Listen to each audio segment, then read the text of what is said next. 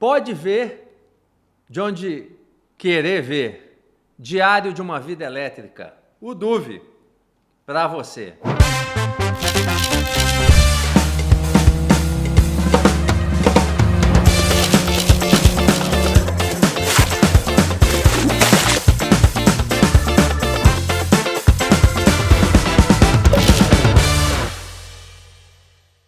Mais um capítulo, mais uma boa conversa, mais informações muito pertinentes e quentes, eu diria, do nosso setor elétrico, um tema que está super em pauta.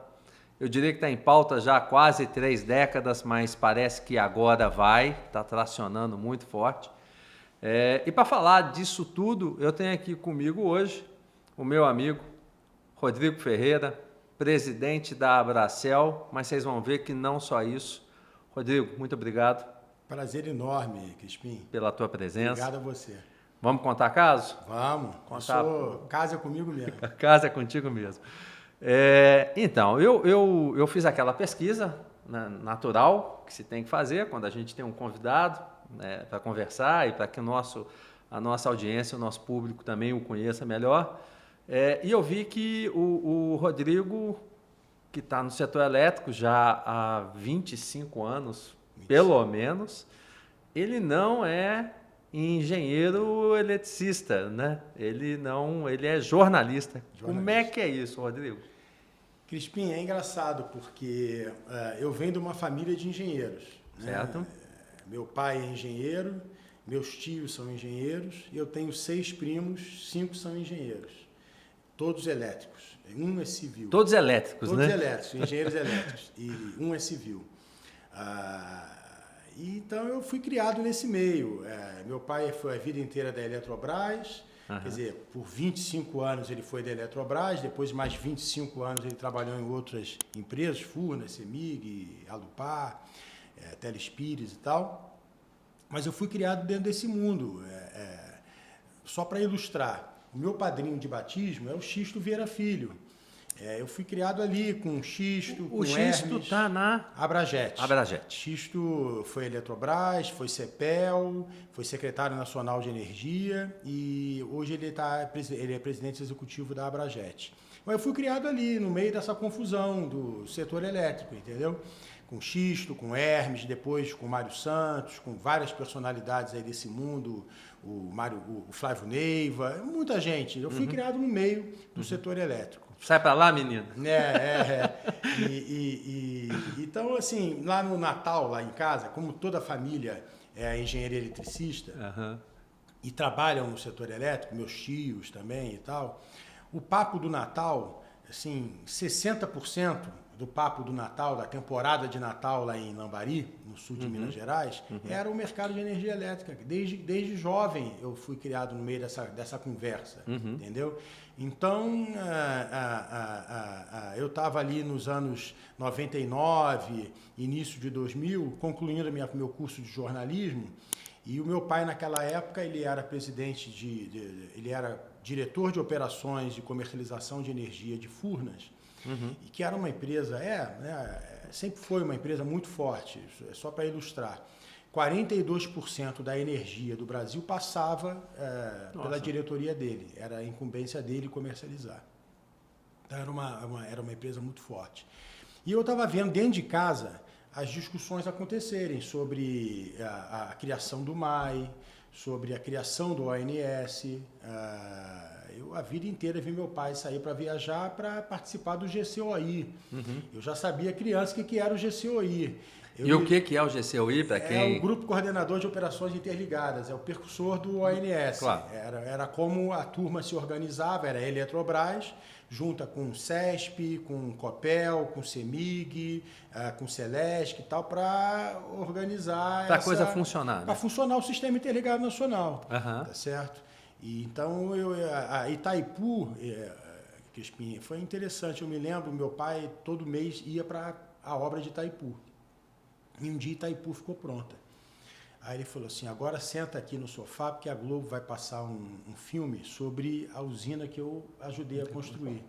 E foi emocionante, cara. Até hoje eu me emociono, porque naquela época era muito interessante e eu tento carregar esse espírito até hoje. A turma que fazia o setor elétrico era outro mercado, cara. Assim, qual era o desafio? O desafio era construir usina hidrelétrica, o desafio era construir o sistema interligado nacional, construir um parque de transmissão que fosse todo conectado, que pudesse ser operado de forma centralizada, que pudesse ser operado de forma organizada, tá certo? E esse era o desafio da moçada. Não era eu quero um subsídio, eu quero um incentivo, eu quero, entendeu? Sim. Um leilão. Era outra conversa. Era como é que a gente consegue fornecer energia elétrica para o Brasil. Como é que eu consigo fazer isso pelo menor preço possível? Como é que eu consigo digitalizar? Meu pai, lá com a turma da Eletrobras, Zorro e tal, fizeram a primeira transmissão de internet do Brasil, eu acho, com a PUC, entendeu? Então, a gente vai continuar nessa temática, mas para a gente não avançar muito, né? Vamos deixar, tem muita história. Eu participei do making off. Você falou de internet. E aí eu quero voltar um pouquinho na história do Rodrigo com internet. O Rodrigo, jornalista, formando, né, na época, participando em casa dessas discussões. Imagino o quanto rico devia ser ouvir essa turma, né? Participando não, eu estava ouvindo. Não, participando, mas de alguma participando como ouvinte. Osmose participativa, eu diria. Como ouvinte. Mas vendo também algumas outras coisas que estavam começando a acontecer. A gente estava falando de internet ali, né? No final dos anos 90, início dos anos 2000. Você tem uma história muito bacana que tem a ver com o setor, né? Então você foi olhar para a internet, mas acabou chegando num outro negócio, a gente pode dizer assim, que é um negócio que é muito conhecido, mas eu vou deixar para você contar. E como é que foi isso ali? Como é que foi essa decisão de estruturar um negócio que tinha a ver com o setor elétrico? Conta para a gente. Pois essas discussões estavam acontecendo um pouco lá dentro de casa, né? E a gente sempre teve uma relação muito próxima, conviveu muito e convive até hoje com meu pai e tal. Então a gente, como eu te disse, o papo do Natal era energia elétrica. Então eu sabia o que estava acontecendo, né? Eu estava me formando em jornalismo. Meu pai sempre foi muito tecnológico, então logo que surgiu a internet no Brasil, para a gente comprar e poder ter em casa, a gente teve, né, que era aquele modem, caía de 5 em 5 minutos, as páginas eram toscas, mas era bárbaro aquele negócio. Nossa, era bárbaro. Um outro mundo, né? Então eu estava ligado na internet e estava vendo as coisas acontecerem dentro de casa. Depois que eu fechei uma revista que eu tinha universitária no Rio, eu fui atrás de emprego e consegui emprego, ainda na faculdade, numa editora chamada Ediouro, que cobria o mercado de internet. Ela tinha lá as revistas líderes no Brasil de internet, tinha um produto que era na internet, no web, chamava Canal Web. O que era o Canal Web? Era um site de notícias sobre o mercado de energia elétrica. E apurado por uma equipe própria. Então era conteúdo jornalístico próprio. E eu trabalhava no Canal Web. Então eu estava lá cobrindo o mercado de internet, vendo aquela bolha de internet, isso era 98, 99, 1998, 1999. E lá dentro de casa, eu estava acompanhando as discussões, que o mercado vai abrir, que agora tem a PIN, que agora tem a Abracel, que agora tem a ANEEL, que agora tem o ONS, que tem o MAI, e etc. e tal. E em 2006 todos os consumidores serão livres, vão poder comprar sua energia. E a gente olhando aquilo e falou assim, pô, peraí, como é que é esse negócio de comprar energia? Como é que vai ser isso? Não, o Mercado Livre, etc. e tal. Porque o Mercado Livre, Crispim, foi instituído no Brasil em 1995. Não é novo, não. Não. Tá certo? Sim. Em 1995, vai fazer 30 anos. O pessoal está pensando que o Mercado Livre é esse agora, que entrega produto, que está com 25 anos. O Mercado Livre do Brasil é antes disso. A gente estava na vanguarda. Essa turma estava na vanguarda, tá certo? E eles estavam na vanguarda em vários aspectos. Eles estavam na vanguarda de colocar o mercado... Primeiro que o nosso sistema já era diferenciado. A gente já tinha um sistema interligado, a gente já tinha todo um parque hidráulico espetacular, país operado que é um com continente. excelência, um país que é um continente. Então eles já estavam na vanguarda tecnológica daquela época. E estavam também na vanguarda de mercado. Então, quando a Europa, a Inglaterra, estava discutindo o Mercado Livre, a gente já tinha um marco legal para isso acontecer aqui. Que coisa. Tá certo? Já tinha. E o mercado seria livre em 2006. Tá certo? Tinha um cronograma para o mercado ser livre em 2006.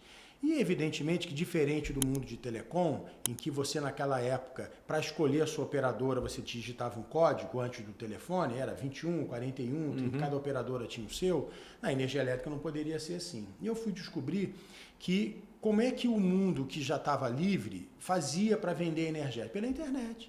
Você chegava lá, num PGM, por exemplo, você botava o teu CEP, ele juntava todos os CEPs interessados em comprar energia dentro da sua área geográfica, comprava energia no atacado e vendia no varejo para você. Certo. Eu falei, eu vou fazer esse troço.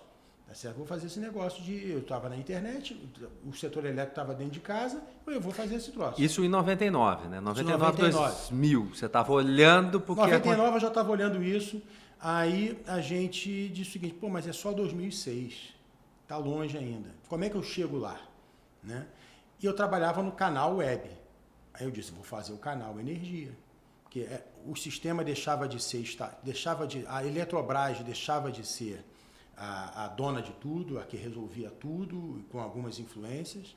Né? Eles estavam lá com uma cabeça... É importante até dizer, nos momentos que a gente vive hoje, como é que foi criada a CCE, a antiga MAI, o ONS e tal. Como eu te disse, quem fazia essa organização da operação era o GCOI. E o GCOI era majoritariamente dominado pela Eletrobras. Só que eles tinham uma visão... Eletrobras ou Eletrobrito? Eletrobrito, era Eletrobrito que o Menel como falou. Como disse nosso amigo Menel aqui. Eletrobrito que o Menel falou. O Brito era o diretor, meu pai era o chefe do departamento de planejamento energético e o Xixo era chefe do departamento de planejamento elétrico, tá certo?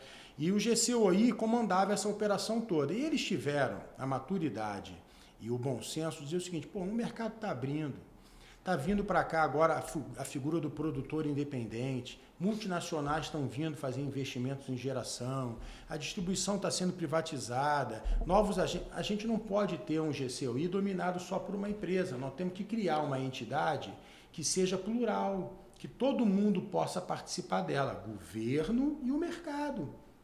Essa foi a origem do MAI e do ONS. MAI, para quem não sabe... Mercado Atacadista de Energia, que é o antecessor da CCE. Uhum. Eles criaram esses dois instrumentos com essa cabeça. E a gente não pode perder isso de vista. Sim, porque se a gente está onde está hoje é porque alguém, em algum momento lá atrás, pensou neste momento. Né? E a visão democrática que essa turma tinha. Uhum. Porque, veja, a Eletrobras dominava o GCOI. Estava confortável. Não podemos mais. Temos que abrir para os outros. Temos que ter um amplo diálogo. Vamos formar um conselho formado por todas as empresas. Esse conselho vai eleger uma diretoria. Cada segmento de mercado vai ter um diretor, mas o governo vai indicar o presidente. É uma gestão compartilhada. Esse era o espírito da coisa. Tá certo? Mas, enfim, voltando na tua pergunta. Então, eu falei, vou vender energia elétrica em 2006 pela internet. Como é que eu chego até lá? Fazendo o canal Energia. Certo? Criando uma plataforma de notícias exclusiva, gerada por jornalistas próprios, para contar o que está acontecendo no setor e deixar as pessoas repercutirem os fatos. Isso pela internet que estava começando a surgir, né? Que era um tema aí novo. Era coisa de maluco, porque o mercado, naquela época, o setor elétrico, naquela época, era formado majoritariamente por homens de meia idade. Né? Uhum. Só para deixar que claro. Nem a gente hoje. Era a pergunta que eu ia fazer. O que são homens de meia idade? 75, 80 anos. 50 empurra isso daí. 50 como nós. Era um monte de velhinho que nem a gente. E num momento que as empresas não tinham site, muito menos os executivos e-mail. Uhum. Então a gente nasceu com uma proposta de cobrir o setor elétrico pela internet, com um jornalismo especializado em negócios, política e economia. Era muito inovador, né, Rodrigo? Porque, cara, é isso mesmo. As pessoas não tinham e-mail. Eu me lembro que eu fui fazer e-mail em 99, 2000, que eu fiz uma visita a um cliente. Ele falou, vou mandar no seu e-mail, porque era um cara de tecnologia. E eu fiquei olhando para ele assim, falou assim, você não tem e-mail? Eu falei, acho melhor eu criar um e-mail. Então eu tô fazendo, é porque a gente conta assim, fica aparecendo. Parece hoje que o mundo nasceu com a internet, isso, né? Parece um negócio trivial. Meu filho acha que o mundo nasceu com a internet. Não é, né? Você contar... Eu tinha um fax em casa, porra. E o desafio de fazer com que as pessoas fossem buscar isso. E um outro desafio, que o setor elétrico ainda é um setor de ontem é igual a hoje, que muito provavelmente vai ser igual a amanhã. O Menel falou isso, o setor ficou parado tecnologicamente décadas, né? Até vir as novas renováveis, etc. e tal. Mas, para concluir essa tua pergunta, então, o nosso desafio era esse. E era interessante, a sorte, eu tive uma sorte grande. Os engenheiros que fazem o setor elétrico são extremamente tecnológicos. Tá certo? Então, muita gente não tinha, mas rapidamente eles foram ter, porque o cara está ligado. Tá certo? O cara está ligado. Engenheiro é o cara que está ligado em tecnologia, está ligado nos avanços, na modernização e tal. Então, os caras foram para a internet. E o desafio, Crispim, era chegar nas empresas vendendo banner. Né? Porque eu fiz um portal na internet, que era gratuito, ninguém pagava nada para ler. O que eu vivia do quê? Vivia de publicidade. Publicidade no mundo da energia elétrica nos anos 2000, que ninguém precisava de publicidade para vender nada. Tá certo? Ninguém precisava de publicidade. O que se vendia em termos de equipamento? Turbina. Quem precisa fazer banner no canal Energia para vender a turbina? Para a Eletrobras, para a SESC, para a Tractebel? Não existe isso. Tá certo? Então a gente chegava lá e dizia assim, olha, eu preciso da tua ajuda, porque você é uma empresa de tecnologia, você está na vanguarda, você tem um DNA de tecnologia e o meu negócio é de tecnologia e está na vanguarda também. Então, se você patrocinar o canal Energia, eu vou botar um banner da sua empresa com a sua marca no site e você vai associar a sua marca a um projeto de vanguarda, de tecnologia, e você vai estar, ao mesmo tempo, prestando um serviço para os seus clientes. Qual é o serviço? Mantê-los informados do que está acontecendo, e os caras compraram. E aí a gente tinha dinheiro no canal Energia, quando a gente montou, eu comprei umas mesas usadas, umas cadeiras usadas, contratei uma equipe pequena, tive um apoio do cara que trabalhava comigo na Ed Ouro, que era até o editor de uma das revistas, era o Júlio Santos, e montamos o canal Energia dessa forma, mambembe, assim, não diria improvisada, que já nasceu profissional, mas com móveis usados, numa sala pequena e tal. E só fazer uma pausa aí, porque nós estamos falando do canal Energia. Canal Energia. Canal Energia. Para quem? Para situar o pessoal, é esse que... esqueceu de falar. É o canal Energia. Esse canal Energia, que eu, uma vida e até hoje, ontem e hoje, certamente amanhã, busco informação, que vou ver ali a live das 10 horas da manhã feita pelo Maurício, a turma toda. Então, assim, é uma história bacana, né, Rodrigo? Porque é um referencial, né? Quantas pessoas vão buscar informação e acreditam nesta informação que está ali no canal Energia. Então, nós estamos falando aqui da fundação do canal Energia, que é uma referência no nosso setor de qualidade de informação. É fácil a gente olhar hoje, né? Se for olhar o canal Energia hoje, mas nós estamos falando de 20 anos atrás, 25 anos atrás, de criar, de propor algo inovador e um desafio grande. E eu sei que você me contou ali no making-off, mas você estava tranquilo porque tinha dinheiro e tal. Para 6 meses. O canal Energia a gente montou em abril, lançou em agosto, começamos a discutir em abril. Em agosto, a gente ocupou a sala, tá certo? Já desenvolvendo o site numa empresa chamada ISM. Era eu e meu irmão, os dois sócios. A vida inteira do canal Energia foi eu e o Ricardo, os dois sócios. Em novembro lançou o portal e eu tinha dinheiro para viver até janeiro. Tá certo? Aí a gente economizou e o dinheiro dava até março. Significa que em março, se a gente não tivesse receita, não pagava o aluguel, não pagava o Júlio, não pagava o Aldo Machado, que já faleceu, Deus esteja em bom lugar. O Aldo, tremendo profissional de jornalismo do setor elétrico, percussor junto conosco do canal Energia e tal. Então era isso, assim, o canal Energia contou a história do setor elétrico todo dia nos últimos 25 anos. Cara. Então? O banco de dados lá, faz a conta, 20 matérias por dia durante 25 anos, contou a história do setor elétrico nos últimos 25 anos. A gente viu a matriz dobrar de tamanho, a gente viu o parque de transmissão dobrar de tamanho. Você contou já racionamento em 2001? Contei, porra. A gente, como eu te disse, eu via as discussões de mercado acontecerem lá em casa e percebia que estava acontecendo um movimento novo no setor elétrico, que ia demandar jornalismo, ia demandar informação, etc. e tal. Mas eu não entendia nada de energia elétrica. Sim. Eu e Júlio Santos, a gente devorava por dia páginas, 100 páginas, sei lá quantas páginas, de notícias. E eu, naquela época, enchi o saco do meu pai, porque eu tinha muita dúvida, e perguntava para ele. Até que um dia, ele era muito ocupado, a gente falou assim, cara, o meu pai não está dando vazão para responder tudo que eu preciso, não. Então, a gente criou uma figura, que era o meu tio, que era professor da EFEI, agora Unifei, lá em Itajubá, e ele virou nosso diretor técnico. Qual era o papel do Cláudio? Não deixar a gente falar besteira. Certo. E responder todas as dúvidas que a gente tinha. Tá certo? Então a gente vivia pendurado no telefone. O Nivaldi de Castro, no Nuca, ele tinha um informativo diário sensacional. Era o Nuca. Na verdade, ele é do GESEL, ele tinha o Nuca. O Nuca era um e-mail que eles liam todas as notícias todo dia de saída de energia elétrica e faziam um resumo de cada notícia. Então isso permitia que a gente lesse tudo, mas no resumo do Nivaldi. E aí, meu amigo, depois de ler tudo, a gente tinha 47 dúvidas. E o Cláudio nos ajudava a responder essas dúvidas, entendeu? E não deixava a gente falar besteira. E aí foi aprendendo. E foi aprendendo sobre o setor elétrico. Na porrada. Aí quando a gente estava achando que sabia alguma coisa, estourou o racionamento. Entendeu? Estourou o racionamento e a gente teve que cobrir o racionamento com 1 ano de vida.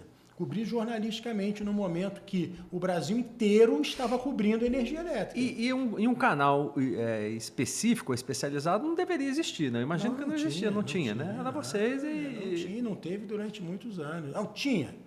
Tinha uma revista do Celso, meu amigão Celso, que é a Brasil Energia. Brasil Energia é anterior ao canal Energia. Mas era uma revista era um outro impressa, formato, né? era outro formato, era outra cobertura. A gente fazia cobertura todo dia, em tempo real. Então saiu uma medida provisória, uma lei hoje, a gente estava cobrindo isso hoje. No dia seguinte você lia o que os maiores especialistas do setor acharam sobre aquela medida. Isso é de uma riqueza, cara. Você saber o que o Crispim pensa disso, o que o Edivaldo pensa disso, o que o Menel pensa daquilo. Sem dúvida. No dia seguinte que algo foi publicado, informação é poder, mudou né? a forma do setor se comunicar completamente. E aí nesses 20 anos que você esteve, né, junto ali o canal Energia, além do canal em si, outras coisas começaram a acontecer. A gente tinha que viver, né? Sim. Vender banner, o cara não sabia se era para passar no cabelo ou para comer, e a gente tinha que convencê-lo, pedindo para ele anunciar, a gente tinha que encontrar outros caminhos, e os caminhos foram nascendo naturalmente. Então, o pessoal identificava que a gente sabia fazer internet. Então, muitas empresas foram lá, você pode fazer meu site? E a gente criou a Zona Internet, tá certo? Que era uma empresa produtora de internet especializada em energia elétrica. Qual era a especialização? Como a gente tinha muito conteúdo, a gente equipava esse site com o nosso conteúdo, mas com a sua cara. Então você entrava no site, lá um ticker de notícias com a cara da sua empresa, tá certo? Com as notícias em tempo real, com o filtro que você queria, tinha lá o preço spot, tinha um monte de módulos que a gente equipava esse site para podermos dizer, eu sou especializado em energia elétrica, eu posso fazer algo que todo mundo pode fazer por você, que é o site, mas equipar ele com conteúdo em tempo real, só eu posso. Então, aí tive a Zona Internet. Aí a gente tinha os articulistas do canal Energia. Então resolvemos, vamos fazer um livro sobre esses articulistas? Vamos. Como é que a gente faz um livro? Funda uma editora. Agora o livro ficou pronto, a gente vai vender aonde? Precisamos fazer uma livraria. Fizemos uma livraria. Chegou uma hora que a gente vendia 40 livros por dia. Eu falei assim, olha o problema que eu arrumei agora. Tem que ter estoque. Correio entrou em greve. O cara não recebeu. Imagina. O cara não pagou. Mas enfim, a gente precisava sobreviver.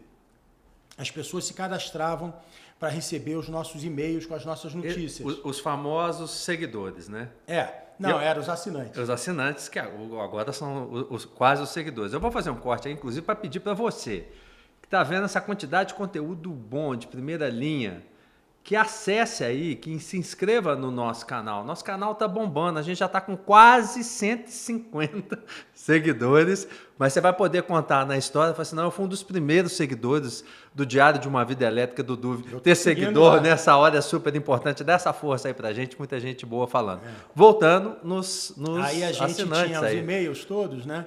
E naquela época não tinha toda essa preocupação que tem hoje em dia com os dados e tal. Então a gente criou o CBase. O que era o CBase? Cadastro Brasileiro de Agentes do Setor Elétrico. Então você queria fazer uma campanha de e-mail marketing, você contratava o CBase e a gente fazia a filtragem da lista conforme o seu interesse, e mandava um e-mail marketing para as pessoas saberem do Já teu naquela produto, época. do teu negócio, do teu evento, e etc. e tal. Aí eu comecei a frequentar os eventos.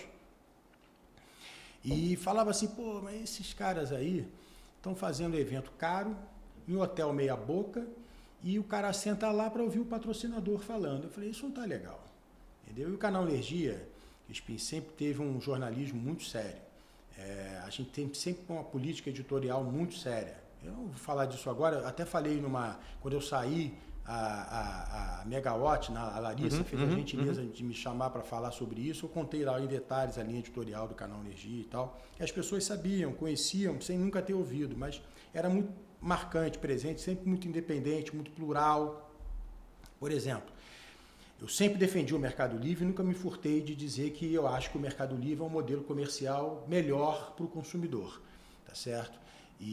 Mas eu sempre dei espaço para quem não pensava igual a mim falar também sobre o Mercado Livre. Então a gente sempre foi muito plural. Eu nunca tive um editorial, apesar de ter opinião própria, porque eu nunca quis passar para as pessoas a minha opinião sobre tudo. A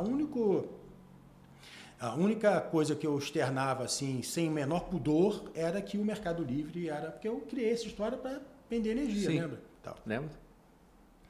Então, a gente começou a ir nos eventos e, pô, esse negócio não tá bom não. Vamos fazer evento. Mas vamos fazer evento como? Fazer evento como? Como é que a gente consegue transportar para o mundo dos eventos essa neutralidade de conteúdo? Né, para que o conteúdo seja feito para quem assiste e não para quem está pagando para falar. Sim, sim. Tal. Aí pensando, falei assim, vamos criar então o ENASE, Encontro Nacional de Associações do Setor Elétrico. Eu falei, pô, mas se eu falar que o evento é das associações, eu já lancei um negócio que não é meu, é delas, sim, né, sim. e tal. Aí eu troquei associações por agentes. O A se manteve, O A né? se manteve, mas deixou de ser associação, passou a ser agente. Sentido. Então virou o Encontro Nacional de Agentes do Setor Elétrico. Aí eu pedi uma reunião com as associações. O Paulo Ludmer era diretor executivo da Abrace, fez a gentileza de ceder a sala da Abrace lá na Avenida Paulista. Eu convidei as associações, muitas foram, não foram todas. Eram 8, eu acho, associações. O FASE hoje tem 33. Mas o FASE tem muita associação que não é diretamente do setor, né?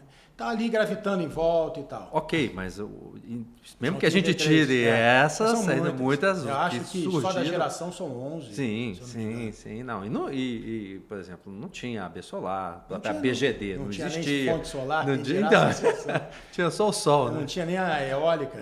A eólica também estava surgindo. Não, foi surgir surgiu depois. depois. Tá certo, é isso mesmo. Então a gente fez lá essa reunião.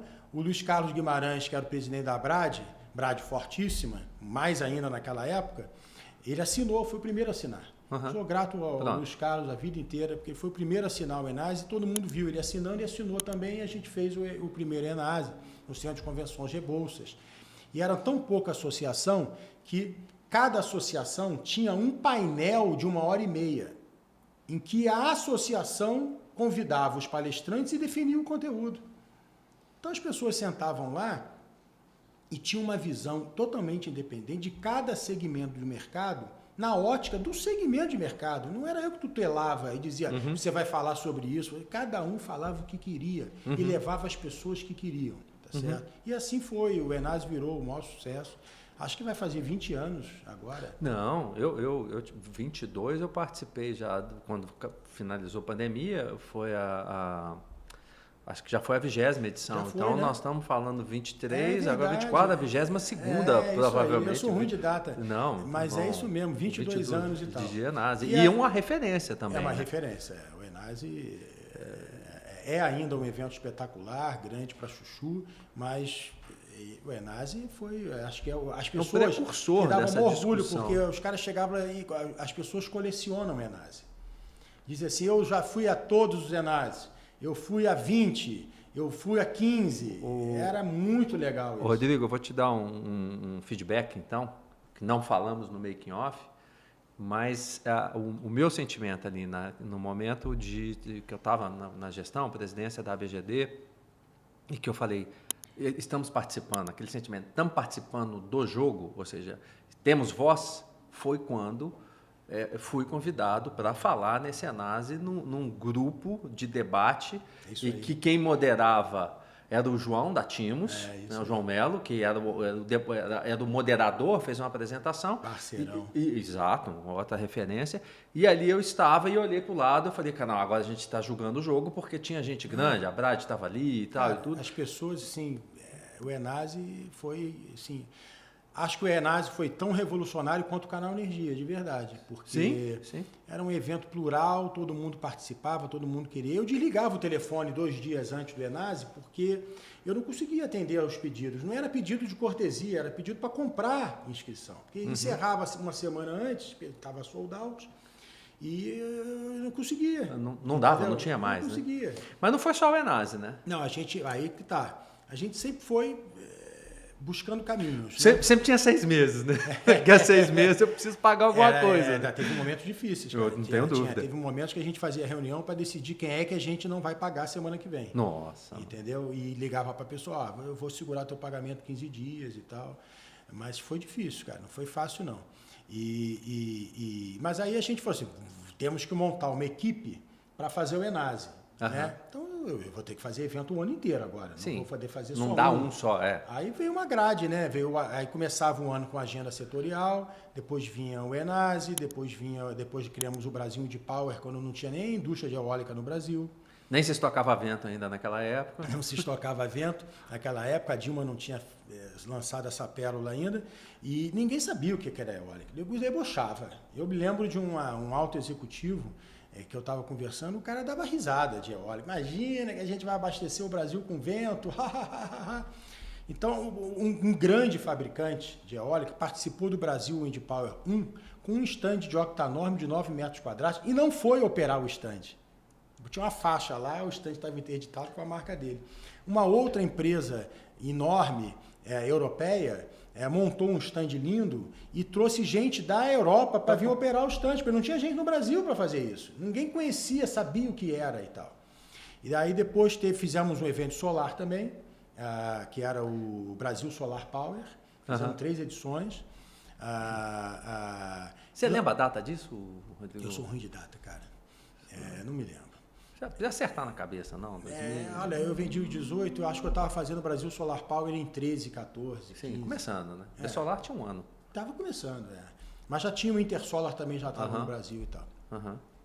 A gente fez o encontro anual do Mercado Livre, que era o quê? Era o grande encontro do Mercado Livre. Não era só dos comercializadores, tá certo? Era de todo mundo que participava do Mercado Livre. Então tinha os consumidores livres, uma curiosidade aí, não os tem? Comercializadores e do nome, né? Do encontro anual do Mercado Livre. A gente fazia no Tivoli, na Praia do Forte.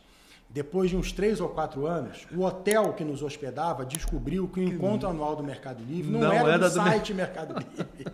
Era de um negócio hipotético, virtual, esse negócio abstrato, que era o Mercado Livre de energia e tal. Mas reunia geradores e tal, também era um sucesso. Eram 350 pessoas no Tivoli para passar o final de semana. Era um evento novo também, não tinha isso no setor elétrico.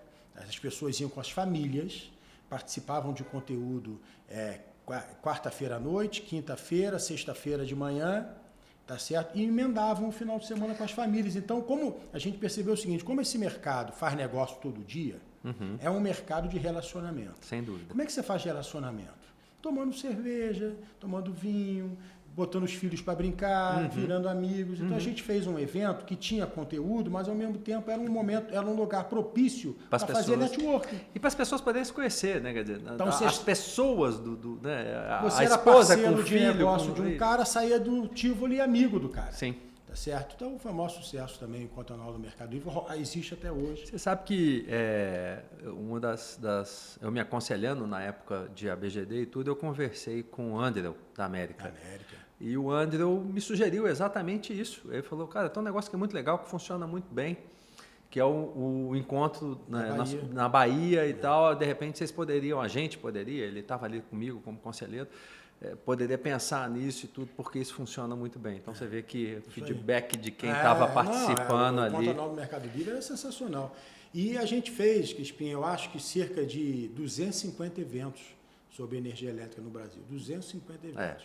Porque além desses eventos anuais, a gente tinha os fóruns Canal Energia, que a gente geralmente fazia como associação. Então, o governo lançava uma novidade, 30 dias, 40 dias depois, a gente fazia um fórum, normalmente no Softel, no Rio, onde eu fazia todos os eventos, quase todos os eventos, que era para discutir aquele tema. Então o Marcelo já pegou o caminho um pouco... Marcelo é irmão. Não, eu digo em função do Fórum de Líderes de Energia, que está um sucesso, segunda edição agora, né, semanas atrás, e um modelo que eu imagino inspirado aí, né? Pode-se dizer. Eu vou te confidenciar uma coisa. Marcelo é meu irmão, né? Eu gosto muito dele. Quando eu saí do canal Energia, tive umas questões lá que eu não concordei e saí. Eu liguei para ele e enchi o saco dele, mais de ano, para dizer o seguinte: Marcelo, você tem que ocupar esse espaço, cara. Você é o cara, eu não vou fazer mais, eu já fiz 20 anos, não aguento mais, não quero fazer. Que é cansativo, né? É cansativo. Eu tinha um no compete, também não podia, nem que eu hoje eu posso, mas não quero. Mas na época eu não queria e não podia. Eu falei assim, cara, você tem que ocupar esse espaço, cara. Esse espaço é seu, bicho. Você é o cara. E é muito bom. Todo mundo gosta de você, você é comunicativo, você, entendeu? Tem todos os atributos para fazer o que eu fazia, cara. Chegar lá no palco, subir, chamar para você a responsabilidade, botar as pessoas certas no palco, entendeu? Chamar quem tem que falar e tal. Então, o Marcelo tem uma habilidade, eu falei isso com ele. Ele tem uma habilidade para fazer isso. O saco dele para ele fazer o evento no setor elétrico, ele começou agora. E já tracionou. Muito bem sucedido. Né? E está fazendo lá onde eu fazia. Isso, então, por isso. Eu fui muito feliz ali no Softel. Eu ia para o Softel com a minha família no final de semana. Uma fase boa do setor elétrico, eu acho, para muita gente, era aqueles eventos lá no Softel. Era muito bom, cara. E aí você falou de Mercado Livre, vamos entrar talvez aqui no que é o tema teu hoje, né? Essa história. Foi, né? Então, o jornalista que não foi para o setor elétrico, como o pai, como os tios, como os primos, de engenharia do setor elétrico, mas caiu, voltou para o setor elétrico. Bom filho, a casa torna, não tem jeito. A família está há 65 anos no mercado. A fruta não cai longe do pé, meu avô dizia isso. Então, agora discutindo também, continua discutindo o setor elétrico numa outra posição, que é a Abracel, a Associação Brasileira dos Consumidores dos comercializadores dos comercializadores de energia. De energia. E esse L não é o livre? Não, de energia. A gente era só de energia elétrica, mas hoje a gente fala também sobre etanol, gás e crédito de carbono. Então é energia. Bom, de energia, mas com uma proposta de um mercado livre. Livre, é a nossa principal bandeira. Correto? E aí você assumiu esse desafio, eu te perguntei isso, né? E final janeiro de 2022, eu assumi literalmente, mas eu comecei a transição com meu irmãozão Reginaldo em outubro. Em outubro de 21, final de... Ou pandemia ainda, mas já sinalizando. Eu pedi até para ser em janeiro, porque eu convivo muito com meus pais, com meu sogro, com a minha sogra, e a pandemia estava acabando ainda. Então eu falei, eu não vou entrar nessa ciranda de viajar para cima e para baixo, depois voltar para casa. E correr o risco de passar Covid para eles. Não fazia sentido. Em janeiro eu começo. Aí comecei em janeiro. Mas a transição começou em outubro. O pessoal brinca, eu trabalhei de outubro a janeiro de graça. Mas faz parte do jogo, né? Pela Abracel, eu trabalho de graça. Muito bem. Cuidado, hein? Tá gravado. A gente edita depois isso.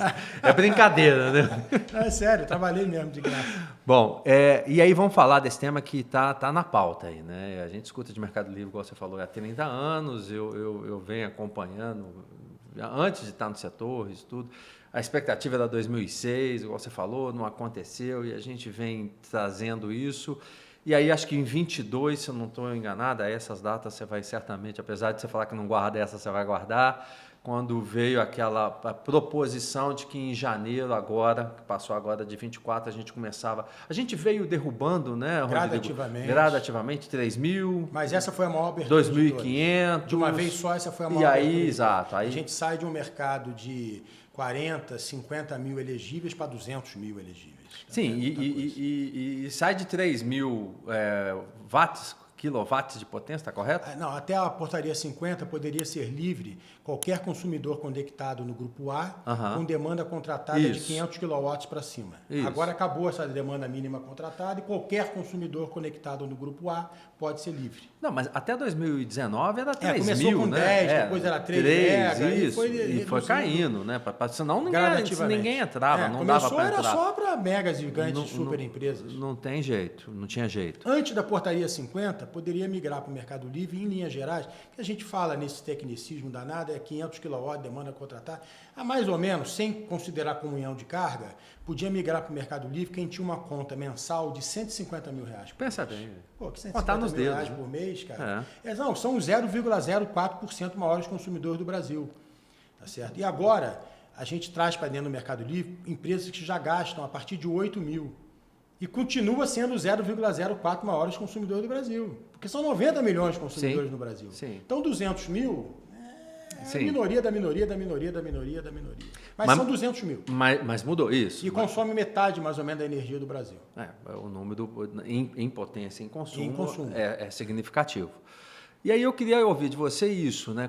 Em que momento que a gente está? Há uma expectativa, na minha cabeça era uma certeza, mas já percebi que não é quase uma certeza, é uma expectativa. Há uma expectativa de que o grupo B, a famosa baixa tensão, possa entrar primeiro o comércio e a indústria que está na baixa e depois, como diz todo mundo, né? Parecia que era 26, janeiro de 26, que está agora ali, e depois janeiro de 28, abril geral. Isso continua? Essa Continua. Possibilidade existe? Continua. É concreta ainda? É concreta, sem dúvida alguma é concreta, até porque não tem motivo para isso não acontecer.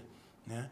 O fato de, para isso acontecer, precisarem ser tomados cuidados, tomadas medidas para manter o equilíbrio e tal, não significa que isso não possa acontecer. Isso pode acontecer, isso deve acontecer, e o governo tem sinalizado que isso vai acontecer. Tá certo? O ministro Alexandre Silveira tem dado sinais e manifestações claras de que isso vai acontecer. Até, inclusive, agora, essa semana, quando ele está fechando um acordo em relação a Itaipu, parte do acordo é permitir que em 2026 ou 27, acho que 27, a parte paraguaia possa ser vendida no Mercado Livre.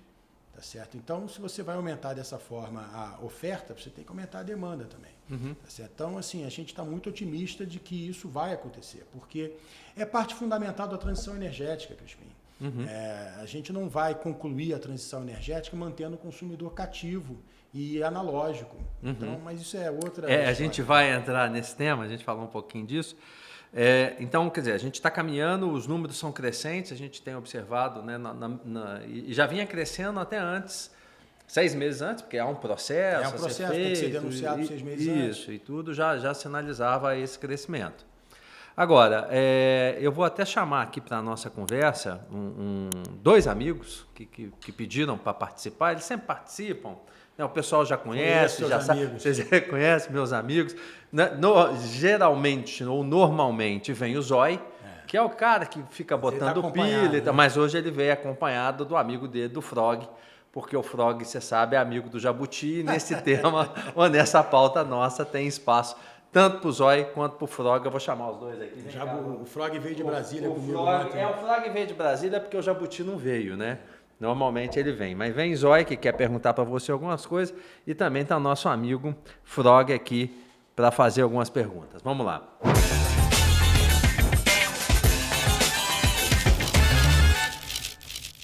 Ele falou, Guilherme, eu queria perguntar para o Rodrigo, então, um tema que saiu recente.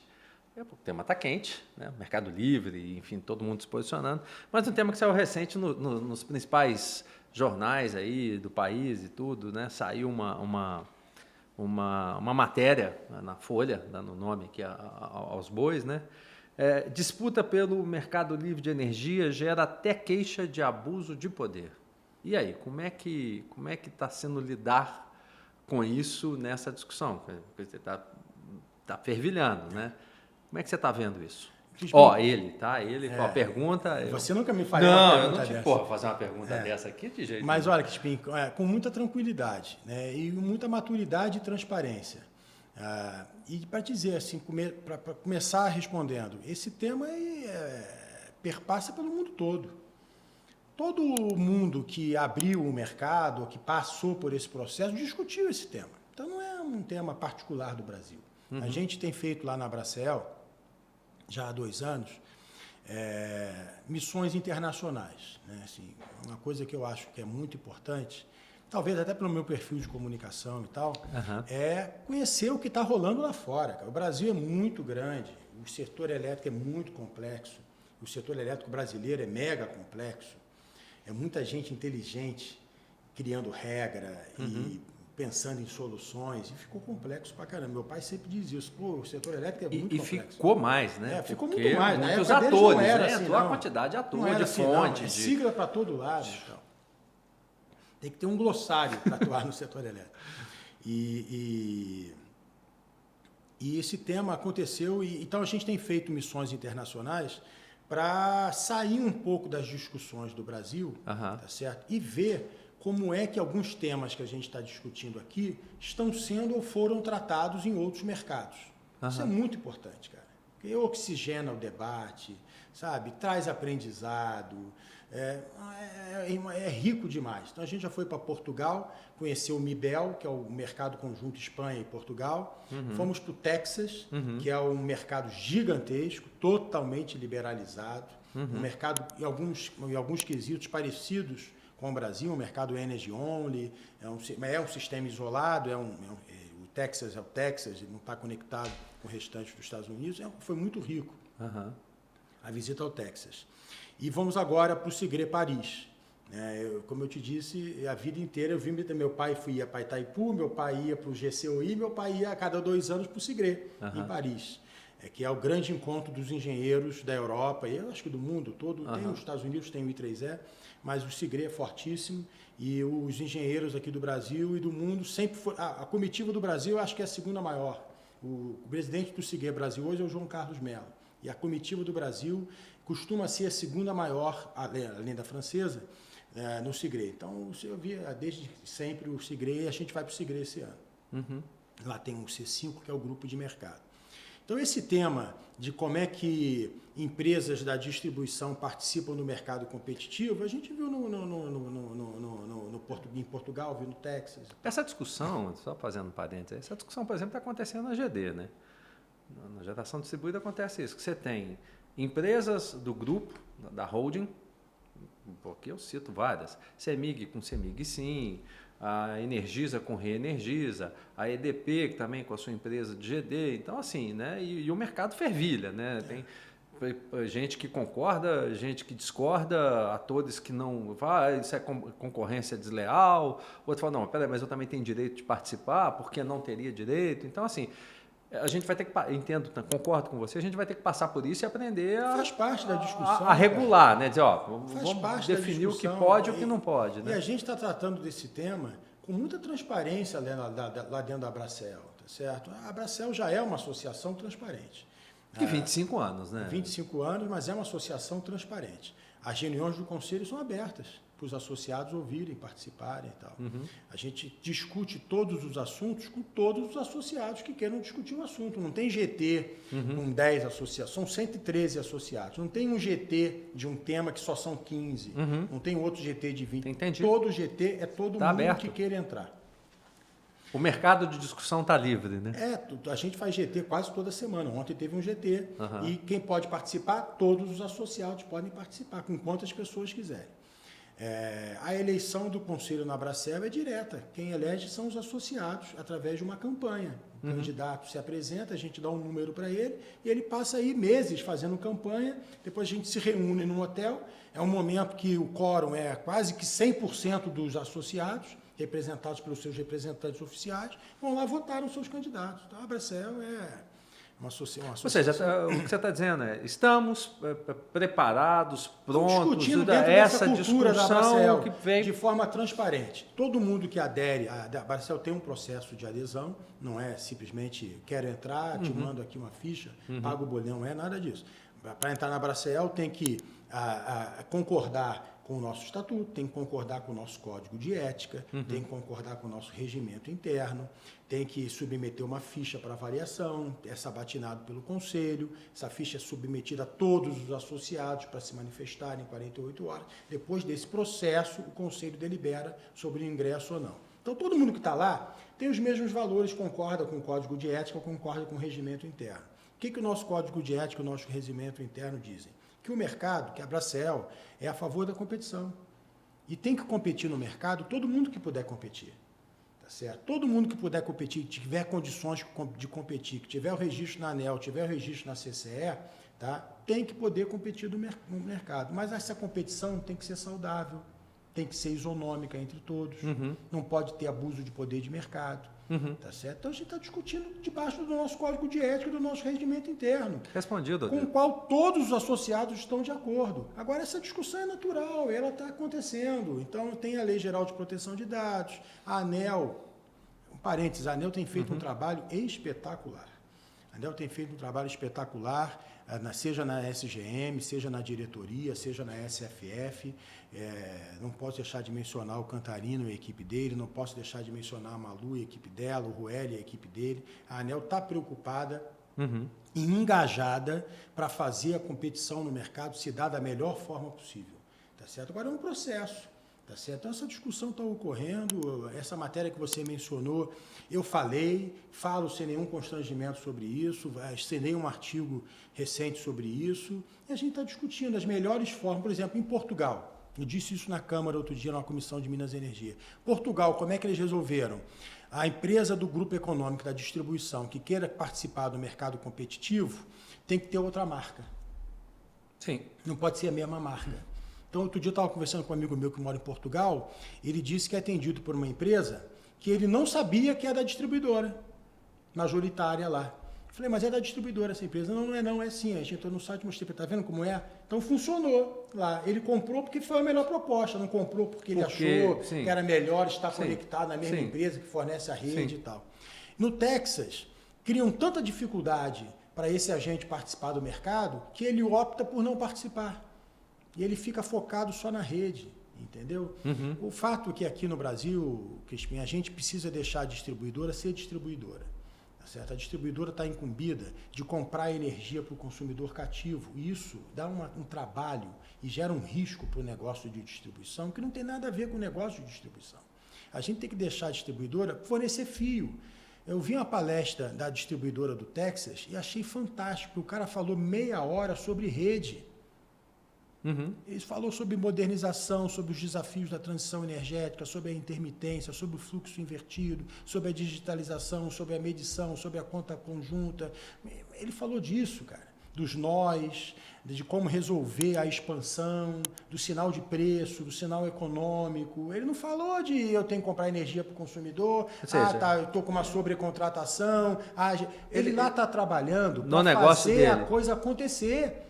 O desafio dele não é brecar nada, eu preciso me modernizar e oferecer a infraestrutura necessária que a GD precisa para se estabelecer também.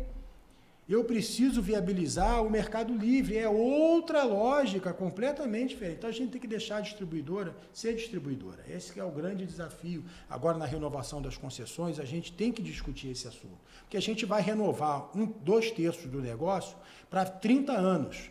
E existe um desejo, parece que existe um desejo do governo, ou um incentivo, pelo menos, para que o outro 1/3 que não está sendo renovado agora faça adesão a esse contrato também. Então é uma oportunidade para realinhar e colocar toda a distribuição no mesmo contrato, né? E eles precisam ter esse sinal de que quando é que eles vão virar só distribuidores? Eles precisam se livrar, na minha opinião. Sim. Quem tem que falar sobre distribuição é o meu amigo Madureira. Vai vir aqui. Madureira é um craque. E a turma toda da Brad são craques, o Wagner, o Ricardo. Turma boa, os caras são, a gente tem uma relação ótima, diga de passagem. Temos contribuído, colaborado muito. A gente até ouviu outro dia de um secretário do Ministério dizendo assim, a visão de vocês e da Brad hoje sobre o Mercado Livre é muito parecida. E eu acho isso uma conquista, Crispim. A primeira reunião que eu fiz, antes de assumir a Bracel, nesse período de outubro e janeiro, foi na Fogo de Chão com a Brad. Eu, Reginaldo, o Madureira e acho que o Ricardo Brandão. O Ricardo Brandão também estava. Foi a primeira reunião que eu fiz. É porque é fundamental, o setor é um só, né, Rodrigo? Se a gente não entender isso, aquilo que a gente falou um pouquinho antes ali, né? O elétron continua sendo elétron e a lógica dele técnica não vai mudar porque a gente tem opiniões diferentes, né? Então, se a gente não pensar o setor de fato, de forma coerente, tecnicamente falando, não vai dar problema. Esse é o ponto, né? Claro. Eu tô naquela vibe do xisto, do meu pai, daquela turma, que era como eu forneço energia elétrica mais barata, mais competitiva e com segurança energética para o Brasil. É isso. Essa é a minha vibe, entendeu, cara? E aí, nesse tempo, bom, então imagino que está respondido para o nosso amigo Zóia aqui, viu, Zóia? Tá? Esse é o ponto da visão Zóia, do... Zóia, Zóia, né? Zóia. Achou que ia me deixar no core, né? Não, mas tá dito. E aí, nesse tema todo, dessa evolução e dessas discussões, eu li também uma matéria, inclusive no site da Abracel, achei muito interessante, é Ranking Internacional de Liberdade de Energia Elétrica, e conta que o Brasil, são 56 países, o Brasil subiu 6 posições, era o 47º, agora, com esses movimentos recentes, é o 41º. O primeiro no ranking, o Japão, o último no ranking, a China. Você olha nessa perspectiva, é bom, claro, subimos 6 posições, mas caramba, de 56 países que estão aqui, 41º. Não é a nossa vocação essa. E você trouxe na conversa que a gente teve, que a gente startou isso antes de muita gente. Como é que você vê isso? Qual a expectativa? Para onde que a gente pode imaginar que vai? A gente começou a discutir isso em 95, com a Lei 9.070. Começou a discutir, não. Em 1995 foi promulgada uma lei, então a discussão começou antes. Né? José Carlos Aleluia, tremendo político, nosso amigo e pessoa que eu tenho maior consideração. Ele foi o cara da 9.074 e tal. Então a gente já estava em 95, aí depois veio, em 2001, veio o racionamento, tá certo? Aí entrou o governo Lula, primeiro governo Lula, e a Dilma virou ministra. E a Dilma, acertadamente, tá? Ela percebeu, ela já era do métier da energia elétrica, que um problema do racionamento foi que durante alguns anos nós não investimos adequadamente em geração, em expansão da geração e transmissão. Estávamos lá discutindo privatização da distribuição, tinha outra produção independente, ANEEL, mercado e tal, e a geração ficou meio negligenciada e tal. E ela então precisava criar um modelo, tá certo, que viabilizasse a expansão da geração. E ela criou um modelo que foi muito bem sucedido, que dobrou a capacidade instalada brasileira de geração e transmissão, que é baseado em contratos de longo prazo, com uma contraparte central, né, que na verdade mais ou menos uma contraparte, são as distribuidoras que compram energia em nome dos seus consumidores, então são contrapartes centralizadas, tá certo? Contratos de longo prazo, majoritariamente financiados pela estrutura de Project Finance do BNDES, em que você chega lá, leva um contrato AAA, e os contratos das distribuidoras lastreado pelos consumidores é um contrato AAA, tá certo? Entra com garantia, aquelas coisas lá do BNDES, e financia uma obra, tá certo? Esse modelo, como eu te disse lá no canal Energia, a gente viu nesses 20 anos, eu fiquei 20 anos, em 20 anos, quando eu saí, escrevi um editorial. O único editorial que eu escrevi no canal Energia foi quando eu saí. Eu digo lá, a gente viu a capacidade instalada de geração e transmissão mais do que dobrar nesses 20 anos. Isso é muita coisa. Sim. É muita coisa. O desafio nosso é gigantesco, é 5 GB por ano, 6 GB por ano, é muita coisa. De gigamédios, às vezes, e tal. Então, um desafio enorme, eles tiveram êxito. Passados 20 e tantos anos, 23, 24 anos, quase 25 anos no novo marco legal, esse modelo está superado, não precisa mais dele. O BNDES já identificou que pode financiar usinas no Mercado Livre, projetos no Mercado Livre. Metade da carteira de hoje de energia renovável financiada pelo BNDES está sendo lastreada por contratos de comercializadores. 90% está sendo direcionada para o Mercado Livre. 90% de toda a expansão da geração renovável está sendo direcionada para o Mercado Livre. 50% da carteira do BNDES de energia renovável está sendo viabilizada por contratos de comercializadores.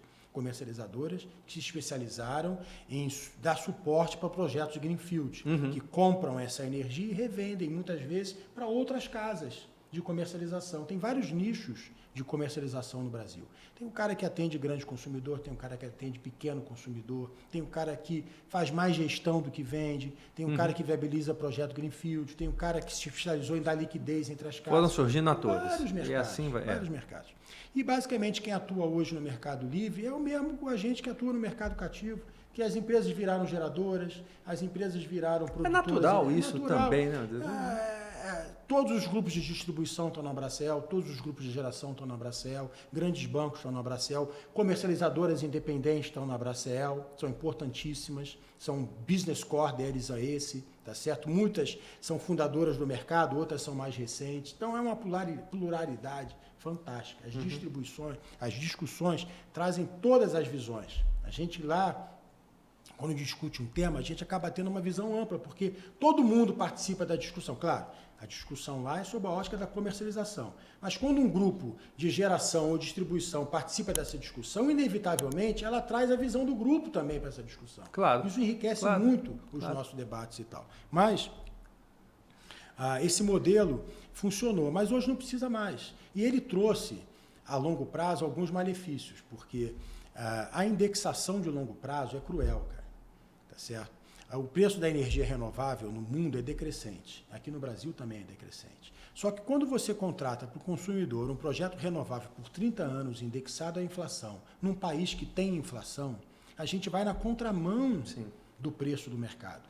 Aquela energia que contrataram para mim vai custar a cada ano mais cara.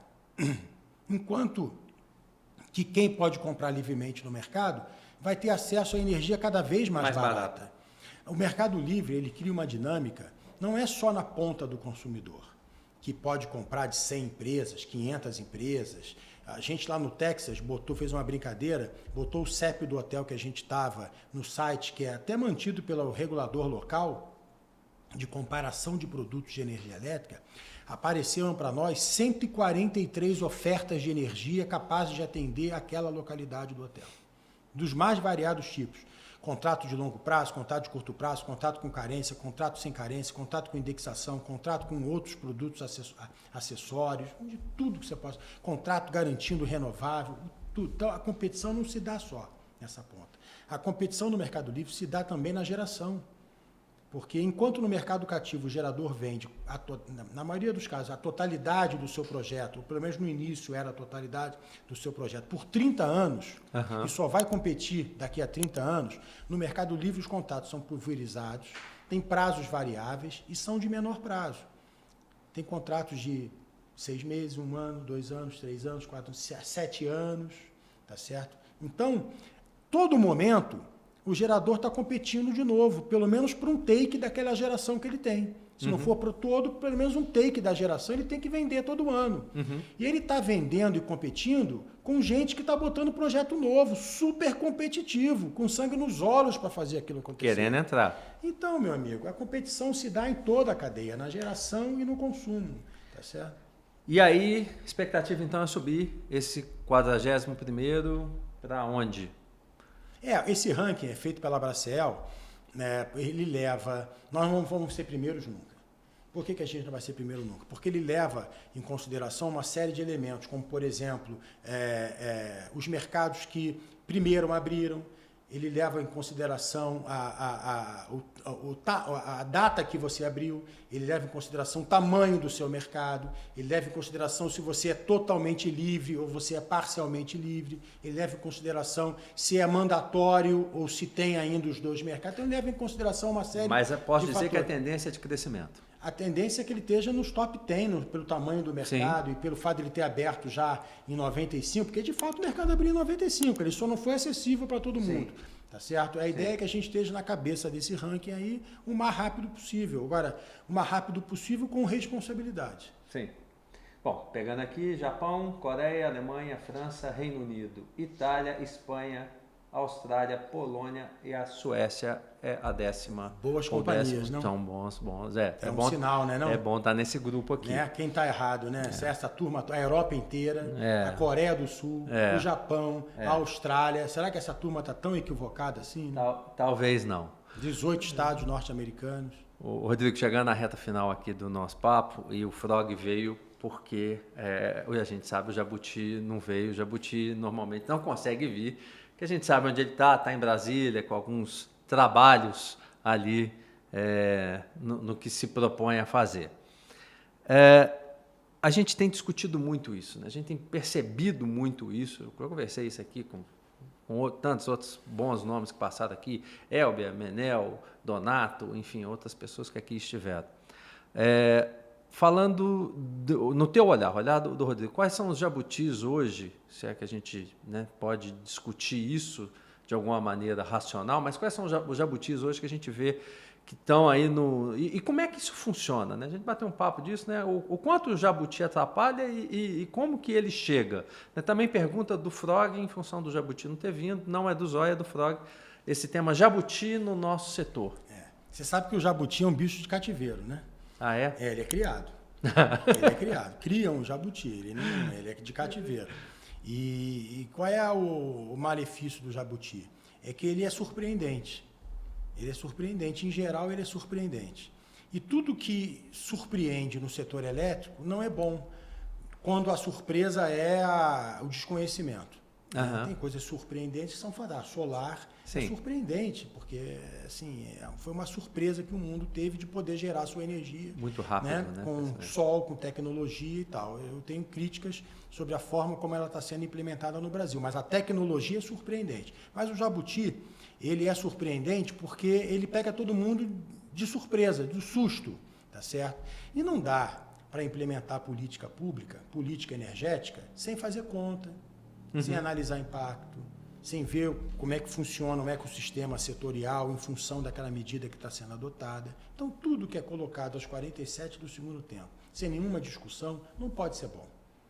E o problema é a forma como é colocado. Porque todo mundo que quer surpreender, normalmente está apresentando uma proposta que não é boa para o todo, é boa só para si.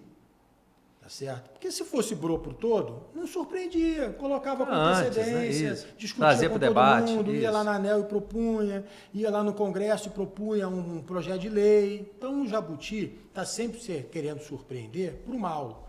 Tá certo? E eu vou falar de novo, eu sou da vibe que é o seguinte: eu quero tentar ajudar a construir um mercado melhor, mais equilibrado para a sociedade, para o brasileiro. É difícil, tá certo? É complexo, mas esse é o meu sentimento. Tá certo? Então a Bracel, ela não bota jabuti. Não tem jabuti da Bracel, tá certo? As nossas propostas, a gente está formulando agora um projeto de lei, entendeu? Que vai ser entregue, um projeto de lei para ser deliberado no Congresso. Tá certo? As nossas propostas são claras. A Bracel é uma associação extremamente previsível. Todo mundo sabe o que ela pensa, todo mundo sabe o que ela quer, entendeu? Todo mundo sabe quais são as nossas brigas. A gente não pode estar surpreendendo ninguém. A gente está tendo discussões importantes agora sobre CCE e tal. A gente não pode estar surpreendendo ninguém com as nossas posições. O que a gente quer? A gente quer preservar a essência da Câmara. Qual é a essência da Câmara? Uma gestão compartilhada entre o governo e o mercado. Porque eu vi ela sendo criada dessa forma. Como eu vi o ONS ser criado dessa forma também, eu acho que essa forma é a mais adequada, porque ninguém é o dono da verdade. A gente tem que ter um colegiado com visões múltiplas. Esse é o melhor. A CCE, o conceito é um segmento, uma categoria indica um diretor, outro indica outro, outro indica outro, outro indica outro, e o governo indica também. No final disso, nós temos um colegiado multidisciplinar, com múltiplas visões. Essa é a beleza do processo. Então, nós somos previsíveis. Nós não somos imprevisíveis. E o jabuti é um bicho imprevisível, arisco e de cativeiro. Então, a minha crítica é contra quem cria jabuti. Tá certo? Não devia criar jabuti. E nasce onde? Nasce dentro das empresas, eu acho, nasce dentro de entidades, nasce em quem está se favorecendo do jabuti. Tá certo? Ele é arisco e favorece ao seu dono. Então, E dá para resolver esses temas ecológicos? Depende dos criadores. Né? Depende dos criadores. Tá bom. Ele pode entrar em extinção. Se pararem de criar, ele é de cativeiro, se pararem de criar o bicho, ele para. Em extinção. O jabuti, bicho em si, ele não é ruim, né? O problema é onde que a gente está colocando ele, né? O papel que ele tem assumido. O Frog diz, eles são amigos. O Frog diz... O Femase vai ficar bravo comigo, porque eu estou falando de um animal hipotético. Mas eu estou falando desse animal que é hipotético, abstrato, que é um jabuti. Sim, que nós conhecemos. Que surpreende no Congresso Nacional. Esse jabuti que a gente sabe e que o nosso pessoal sabe também do que a gente está falando. Rodrigo, pergunta final. Muito obrigado, já agradecendo. Já começando os agradecimentos. É uma pergunta que eu sempre faço, né? E as histórias são muito boas. Eu aprendo muito cada vez mais aqui. Mas qual foi o momento mais elétrico do Rodrigo na carreira, na vida? E não necessariamente isso tem que estar ligado ao setor elétrico, pode até estar, mas assim, que você falou, puta, esse momento foi elétrico. Você sabe que você perguntou isso para o Menel, eu fiquei pensando, já sabendo que viria aqui, depois você me perguntou ali quando a gente estava conversando na pré-entrevista, e eu disse que era o momento que eu criei o canal Energia, mas eu vou revisitar isso, eu vou dizer para você que acho que foi um momento, porque esse é um momento que eu me lembro como se fosse ontem, que quando eu tive a ideia do Enase. Porque o Enase revolucionou o meu negócio, Canal Energia, financeiramente na época, claro. Trouxe um conceito novo, mas revolucionou e permitiu que o Canal Energia pudesse continuar com a missão de informar o setor elétrico. Era muito difícil, como eu te disse, e o Enase fez toda a diferença no business. Era um Canal Energia antes e outro depois do Enase. Claro. E eu estava fumando um cigarro na varanda da minha casa e deu um estalo. Assim, eu estava com esse problema na cabeça. Como é que eu faço um evento que não seja capturado pelo patrocinador, que seja múltiplo, que as pessoas tenham a liberdade para colocar o seu pensamento sem a minha interferência, tá certo? E que seja bom, tal. Aí veio o estalo, Encontro Nacional de Associações do Setor Elétrico. Eu sempre tive sempre acreditei que as associações, de fato, têm a legitimidade, elas existem para isso, a legitimidade de representar segmentos do mercado. Então, eu sempre procurei ouvir as associações. O Canal Energia, no seu editorial, sempre deu muita linha editorial, sempre deu muita importância para as associações. Ouvimos empresas, consultores, mas sempre buscamos ouvir as associações, porque a gente entende que aquela fala concateniza o pensamento de um conjunto e tal. E aí eu tive essa ideia e troquei, como eu te disse, o ar de associação por agente, para poder não ficar... o negócio ser meu, né? E ali mudou a nossa... Então, acho que o momento elétrico da minha vida foi esse cigarrinho na varanda de casa, quando nasceu o Enase. E a aposta, né? A aposta que foi. Muito bem. Bom, pessoal, chegamos ao fim de mais um diário de uma vida elétrica, o DUV. Eu gostaria aqui de agradecer a você que está conosco até esse final de conversa, de papo. Espero que vocês tenham gostado, ouvido tudo aí, ouvido e visto, né, no nosso canal, no YouTube. Peço mais uma vez, inscreva-se aí no nosso canal. Sempre muitas boas conversas de qualidade sobre o nosso setor elétrico. Eu estive aqui hoje com o Rodrigo Ferreira, presidente da Abracel, fundador do canal Energia, jornalista de origem do setor elétrico, mas com uma participação gigantesca, com conhecimento vasto, amplo disso daí. Rodrigo, obrigado. Eu que agradeço. Ter estado conosco. Parabéns pelo trabalho que você está fazendo. E eu sou assinante, já cliquei no sininho para saber as atualizações. E convido a todos que entrem aí no DUV e acompanhem o trabalho que o Crispim está fazendo, porque é muito bacana. Obrigado. Queria agradecer também o pessoal que está atrás das câmeras aí, o time da Fontana Filmes que está conosco, parceiraço. Pessoal aqui da Go and Grow, empresa nossa de marketing que ajuda também, pessoal sempre ajudando a gente. Obrigado, gente. Fique atento, daqui a pouquinho mais uma boa conversa a gente vai ter aqui levando para vocês. Forte abraço e até lá.